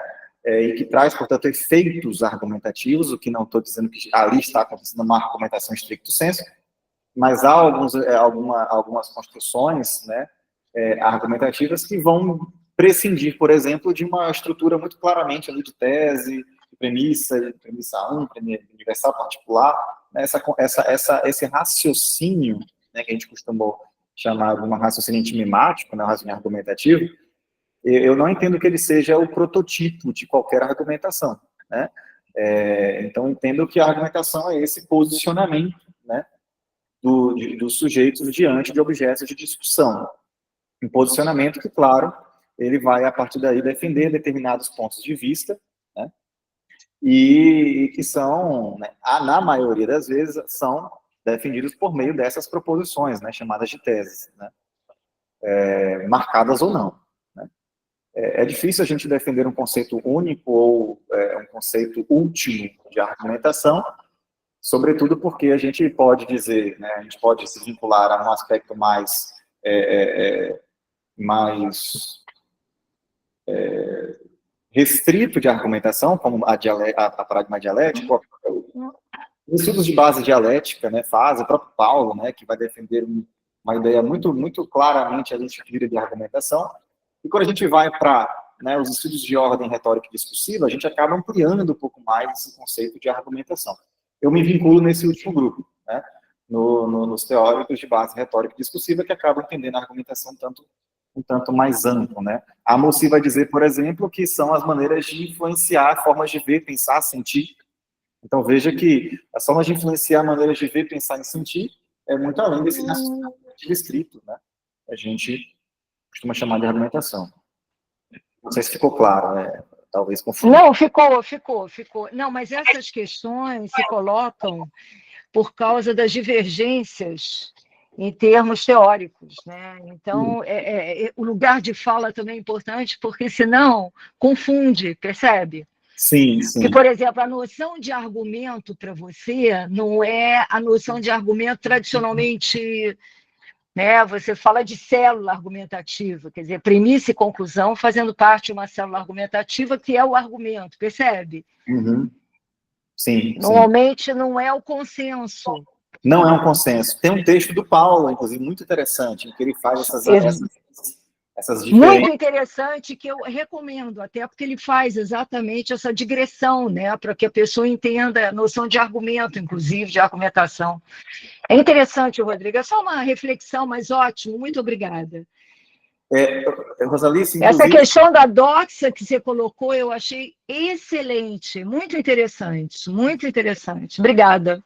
Por nada. Inclusive, se você me lembrou também, outra questão importante para falar sobre o que é a argumentação, dentro dessa vinculação teórica, claro, né, que realmente, né, nos orienta, né, aos posicionamentos dentro do campo, nesse diálogo que eu faço, né, não é só também de vinculação à Moci, eu gosto também muito de como o Angenot, né, ele entende a argumentação, e eu trouxe eu passei muito rapidamente por esses slides, vocês não viram, mas olha que interessante, eu vou de novo projetar só esse slide, que eu gosto muito desse conceito do Angenot sobre argumentação, não é sobre argumento, tá? Sobre argumento, eu concordo contigo que há muito dissenso sobre o que é argumento, né, especificamente. Se é o composto, se é o conjunto, a tese, né, o resultado, enfim. Eles, né, os humanos, ele vai dizer, argumentam para se justificar, né, ou seja, é uma perspectiva funcional da argumentação, né? Argumento para se justificar, para obter perante o mundo uma justificação indissociável de um ter razão, né?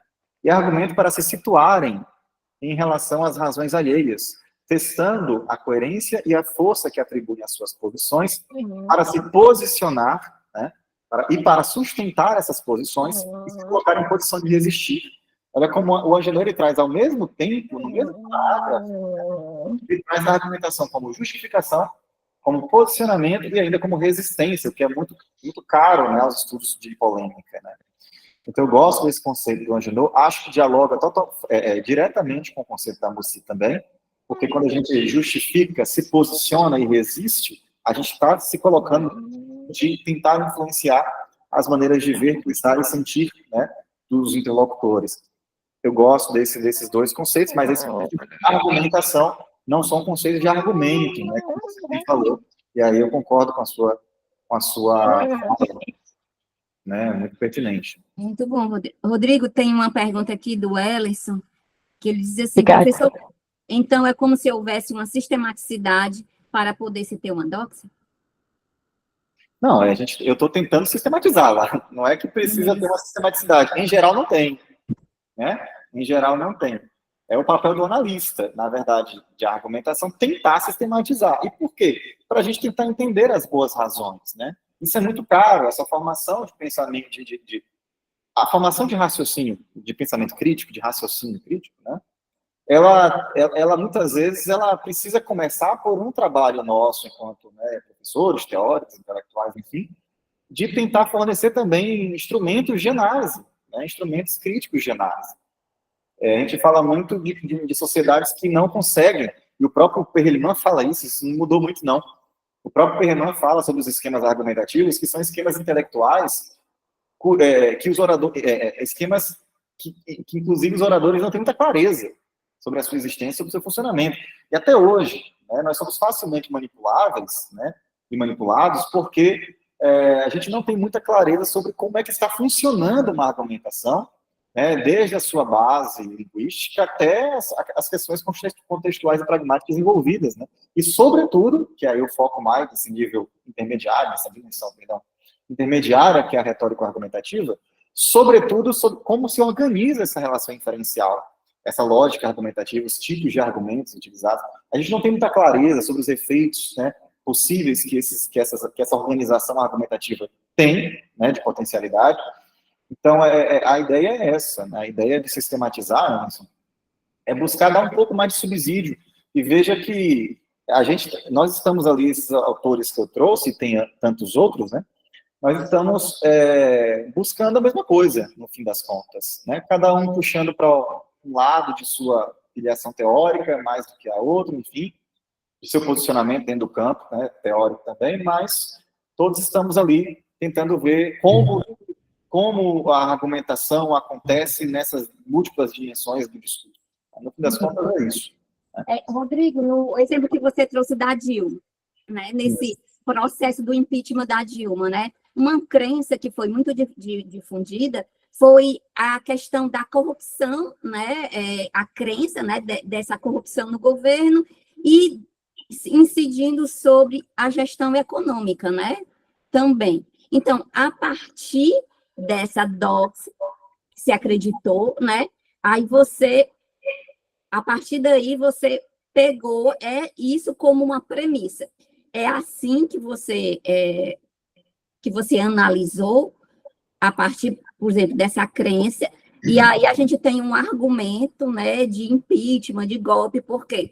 Porque o governo está levando, tipo assim, a gestão econômica não está boa, e a gente tem que combater essa corrupção nesse governo. Esse argumento, Marisa, esse é um tipo de argumento, na verdade, isso tudo que você trouxe é um conteúdo, né, tópico, dentro de um tipo de argumento que o Perriman vai lá chamar de argumento pragmático, né, que é o argumento pelas consequências, né, em geral, consequências negativas, né, de uma ação. Esse argumento pragmático ele foi muito frequente nos dois lados, né, mas em cada lado ele foi imantado de maneira diferente, né, ele foi o seu conteúdo mudou, é claro, mas foi um argumento que, de fato, eu consegui ver nos dois lados. No lado dos favoráveis ao impeachment, né, houve esse argumento, o argumento pragmático mais utilizado, inclusive com várias consequências distintas no mesmo argumento, né, eu até faço uma análise lá, puxando aquele conceito de escala argumentativa do Ducrot, né, porque eles tentaram colocar numa escala argumentativa da pior consequência, da consequência menos pior até a, né, consequência mais horrível, vamos dizer assim, e eles foram colocando entre elas a questão da corrupção. A corrupção aparecia de fato em todos, mas não era a única consequência que eles traziam ali como uma justificativa plausível para essa. Eu chamei essa lógica, inclusive, né, de, se não me engano, lógica instrumental, foi isso mesmo. Eu chamei essa lógica de lógica instrumentista, na verdade. Instrumental mesmo, instrumental, não me lembro agora se foi instrumental ou se foi instrumentista. Que aparecia a partir de diversos argumentos. Todos os argumentos que eu trouxe ali dentro dessa lógica tinham essa intenção de estabelecer pragmaticamente, né, determinadas consequências negativas de uma ação e que, portanto, deveríamos evitar, né, a continuidade daquele governo, senão aquelas coisas iriam acontecer, portanto, o impeachment era... Mas veja que isso já foge, inclusive, da base que foi o pedido do impeachment, que era por conta das pedaladas, né, fiscais, das supostas pedaladas fiscais. Eles colocam um monte de argumento, né, outros, inclusive, para dar base à legitimidade do pedido do impeachment, mas eles passam, inclusive, do que é meramente técnico dentro daquele pedido de impeachment. Ou seja, nem eles mesmos observam a 100% a lógica da tecnicidade que eles tentaram, né, eles usaram como na maioria, né, dos argumentos, que foi essa que eu acabei de apresentar a vocês, né, lógica tecnicista. Aquilo ali aparece em todos os textos que eu analisei, tá? Aquele tipo de argumento no sentido de se houve rito, se acompanhou o rito do STF, e se está na Constituição, logo não tem que se falar de golpe. Aquilo está em praticamente não, está em todos, de alguma maneira, está em todos os textos que eu analisei. E olha que eu analisei 14 textos de cada lado, ou seja, 28 ao total, das retóricas do impeachment. Então, são 28 textos de opinião, não são pouca coisa, né?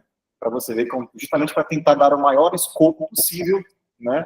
Maior cobertura possível de dados, para a gente chegar a um resultado um tanto mais confiável, né? Para a gente afirmar alguma coisa. Então, partindo desse seu raciocínio, a doxa, você partiu dessa doxa, dessa crença que existia essa corrupção generalizada no governo, né? Então, este governo deveria ser impeachmentado. Eu não parti disso. Isso aí foram os argumentadores pró-impeachment, né, que partiram, entre outras, né, outras formas de compreender, essa foi uma delas. Eu não me coloquei nesse lugar. Sim, não, mas o que eu tô tentando, assim, entender é que isso seria o primeiro ponto que você iniciou para ver os argumentos a partir disso. Essa premissa dóxica. É isso que eu estou tentando... Não, eu fiz como o Plantin, né, menciona, eu busquei as conclusões, né, de todas essas argumentações, no sentido de que, ó, por isso foi golpe, por isso não foi golpe, por isso foi golpe, por isso foi impeachment legítimo e não golpe, tal. Eu até convido vocês a ir, tá lá no repositório da UFMG, eu pretendo até transformar, né, quando tiver um tempinho, em livro, né, e aí facilita a coisa, mas enquanto não tem, tá lá na tese, né, tá no repositório da UFMG, essa tese, que lá tem os anexos, né, tem lá todos os textos, e vocês vão ver que em todos os textos há esse padrão, né, esse posicionamento de cada argumentador, de cada polo dessa polêmica, para dizer se foi ou não golpe, se entendia ou não como golpe, né? E a partir desse posicionamento, eu fui, né, por um processo de regressão, eu fui vendo quais argumentos sustentavam esse posicionamento, né? Essa tese, essa conclusão. Quais argumentos sustentavam esses posicionamentos. Então, como a Rosalice falou, nesse momento eu estou entendendo argumentos como esses posicionamentos, quais tipos de posicionamento aparecem.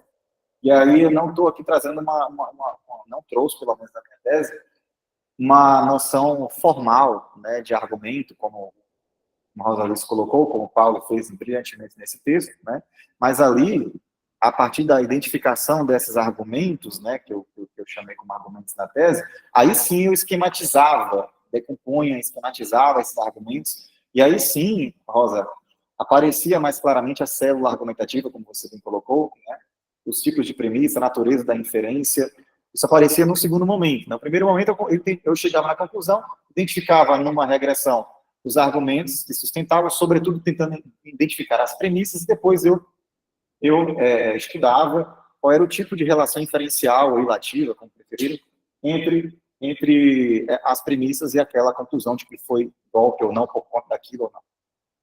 Essa foi a postura analítica que eu usei. Muito obrigada, Rodrigo, pela tua explicação.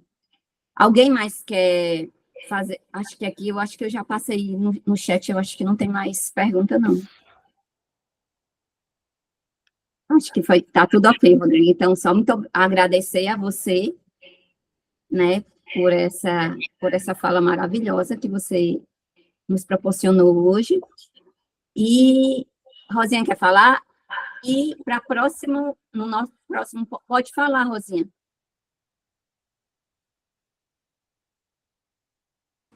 E agradecer e lembrar que o nosso próximo fórum a gente vai divulgar no Proteste, nas redes sociais.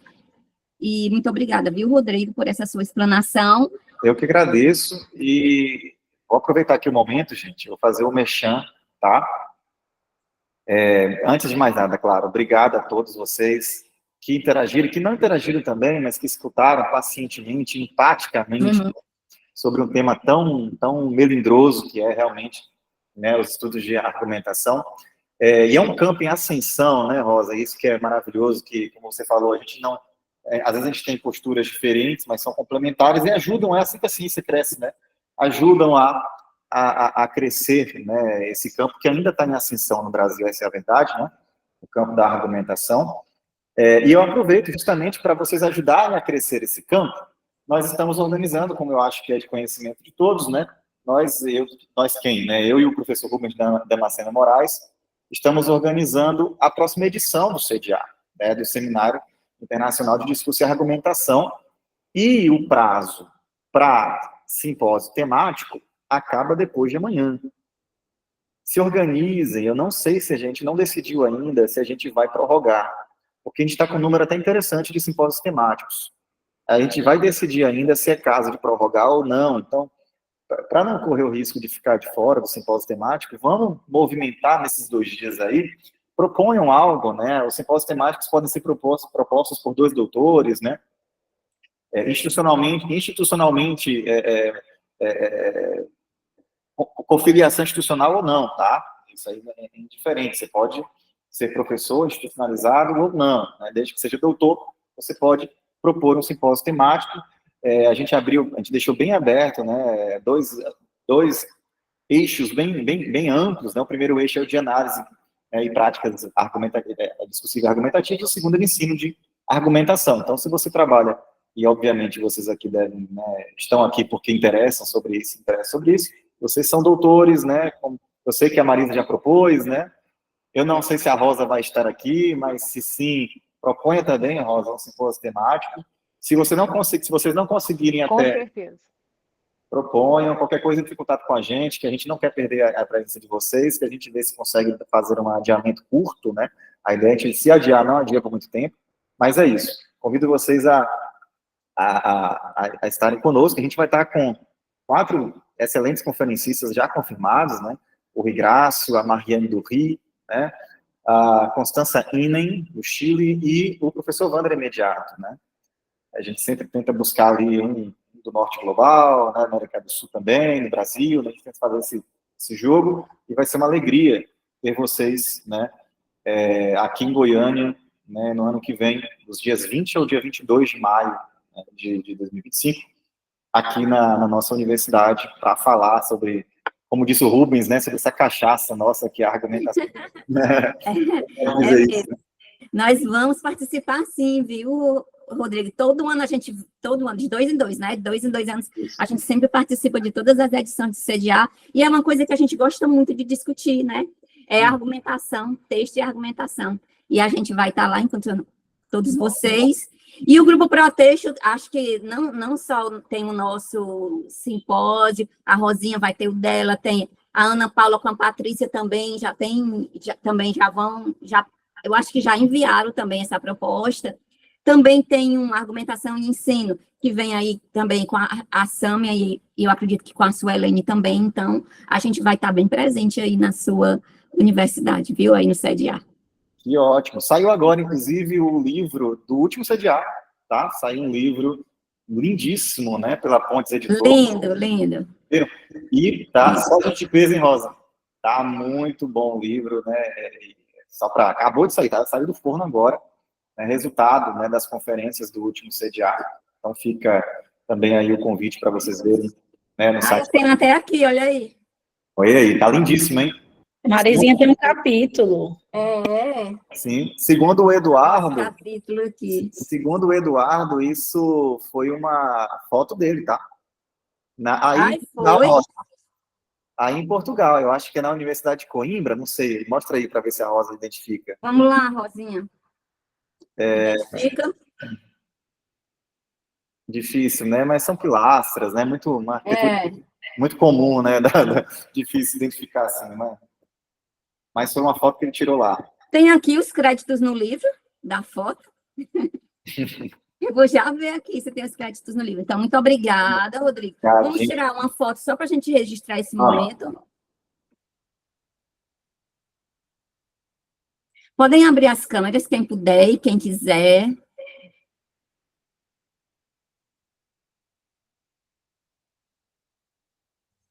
Vamos lá. Olha aí, o Paulo abriu, a Juliane também, o Ezés. Muito bem, Ezés. Cadê Gracinha? Tira a outra. Traga A a Gracinha. Dodói. Pronto, tirei, viu? Muito obrigada.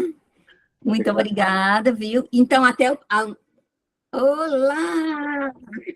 Olha os dois juntos aí, viu, Rodrigo? A Maiara e o Elson. Olha aí, daqui a pouco o disco volta, quero vocês lá também. Até a próxima semana, gente. Muito obrigada, então. Tchau, tchau.